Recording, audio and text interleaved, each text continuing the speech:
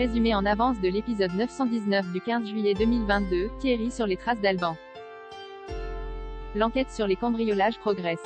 En visionnant les images de vidéosurveillance, Thierry a repéré Alban, le complice de Jade, déjà condamné pour vol. Mais aux dernières nouvelles, il est parti à Dubaï non pas pour y vivre, mais pour y passer des vacances au soleil. Alban est parti en effet avec son propre passeport et sous sa vraie identité. Manu pense qu'ils doivent se concentrer sur Alban et décide de laisser tomber la filature de Ludo.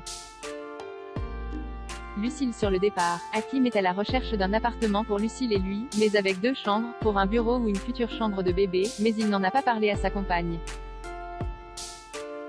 La jeune femme reçoit de son côté un appel de son rédacteur en chef qui lui apprend une excellente nouvelle.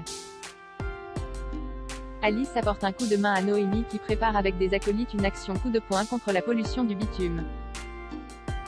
Elle fait la connaissance de Rémi, un jeune garçon atteint de trisomie 21 que Noémie a engagé pour l'aider. Elle a connu Rémi à la ferme quand il est venu faire des séances d'équithérapie. Ils se sont tout de suite bien entendus. Et elle ne regrette pas de l'avoir engagé, car il travaille très bien. Au zoo, Ludo demande des nouvelles de Noémie à Alice qui lui explique que la jeune femme se bat actuellement contre un groupe qui cherche à bitumer la région. Lorsqu'Hakim rentre du travail, Lucie lui annonce son excellente nouvelle. Elle a été retenue pour le poste de correspondante permanente à Barcelone. Lucille propose à Hakim de prendre une année sabbatique pour la suivre en Espagne, car c'est une superbe opportunité qu'elle ne peut pas refuser. Mais Hakim ne partage pas son enthousiasme. Il n'a pas envie d'arrêter de travailler 1 an et puis il ne parle même pas espagnol. Contrarié par ce que Lucille a déjà fait son choix, Hakim part faire un tour. Carole Martinez en danger?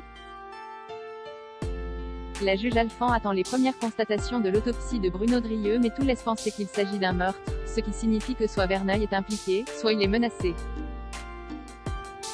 Dans les 2 cas, c'est inquiétant, l'inquiétude monte concernant le sort de Carole Martinez. Celle-ci n'est pas dans son mobil-home. Elle est sortie sans prendre son portable pour aller donner un coup de main à Gary pour la distribution des petits déjeuners.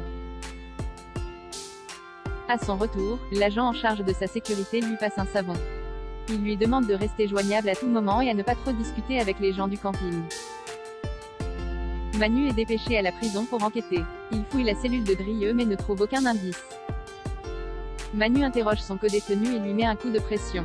Ce dernier lui explique que Drieux n'était pas désespéré et qu'il voulait se battre pour faire tomber Verneuil. Carole téléphone à son avocat. Guilhem lui apprend que la juge a demandé à la police de la réentendre, car le chauffeur, M. Drieux, a été retrouvé pendu dans sa cellule la veille au soir. Carole en déduit qu'elle est la prochaine sur la liste et prend peur.